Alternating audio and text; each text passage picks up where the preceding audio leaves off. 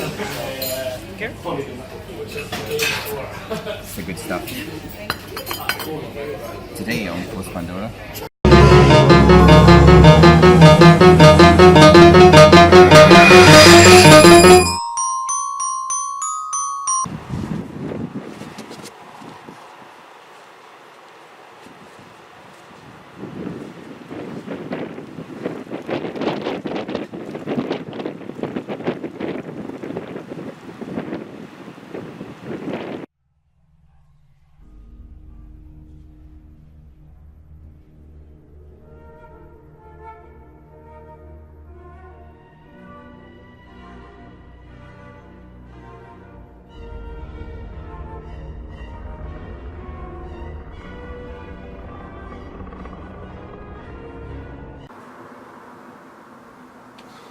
So, Feed the Wicker Man was actually filmed in the October 2018 before we actually began production on any of the season. So it was before we really had casting of the characters. We had no script for episode 1, so the episode was very much filmed sort of blind going in.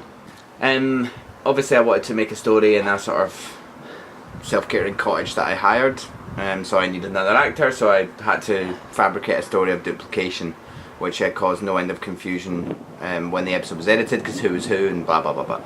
It originally started as a 2-part episode that got cut into one.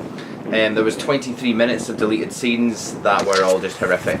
Are really disgusting. Not very proud of those at all. So they were sort of put in the scrap heap. But more interestingly, there was actually a story that came after Mok Mokarem and before Feed the Wicker Man, which was an episode called Rainbow's End.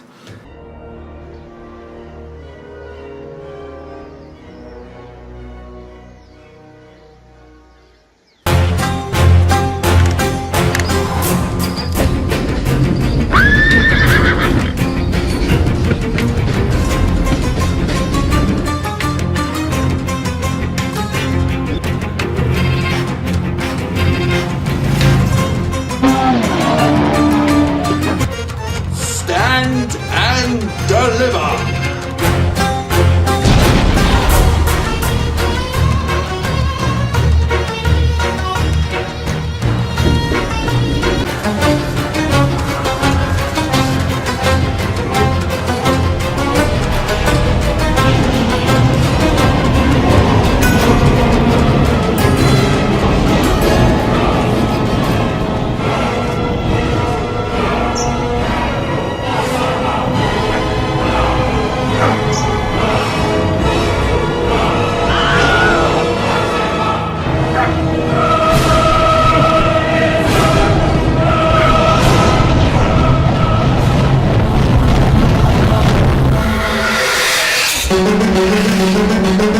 That was an episode filmed with me and my brother in 2017 in Glasgow.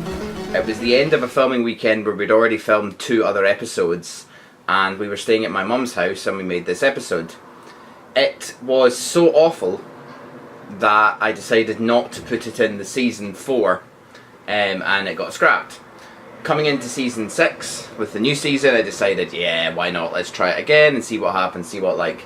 So I edited it and put it all together, filming inserts of me and my sort of doppelganger clone to sort of fill in the sort of flashback style episode. Again, it was awful. So awful that I actually decided to delete it once more. Will it ever be released? I would probably say no at this point. Maybe at the end as a sort of joke. So there was bits and bobs of it. The story was essentially that Andrew's character had upset leprechauns by stealing gold that they wanted to steal, and they were now sort of getting revenge on them.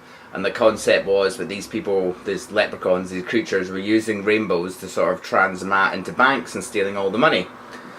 It was a bit of a weird script because it was kind of written to be a sort of homage to sort of Stargate and sort of Independence Day kind of idea, while at the same time having sort of no real effort or money put into it. Me and Andrew were both shattered when we filmed it.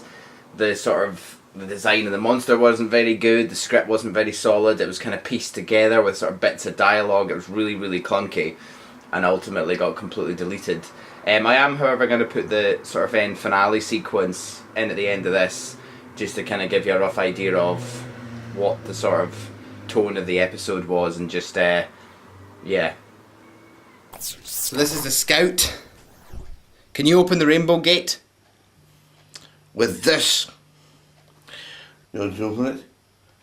No, wait, you don't. You want to send something back through. Halcro, I've got an idea. We don't have long. As soon as they realise that the Scout attack has failed, they'll send through more. The heavy guards, the invasion force. You said this planet at the other end of the rainbow was made of gold. the loot of 1,000 worlds. How much do you know about gold? Its internal composition.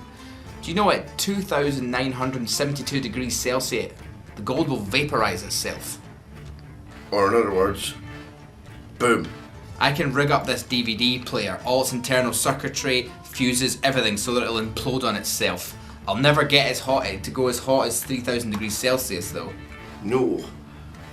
Once the first couple of gold pieces have been vaporised, it'll hyperoxygenate the air, and the static discharges in the DVD player will set up a chain reaction that will set fire to the entire planet.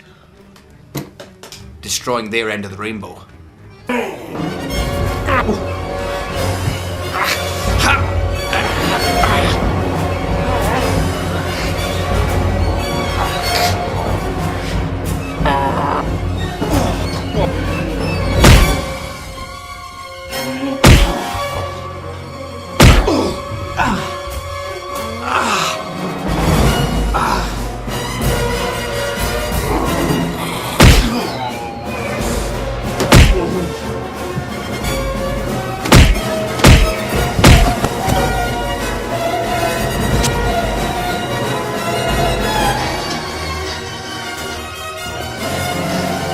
Give our regards to St. Patrick.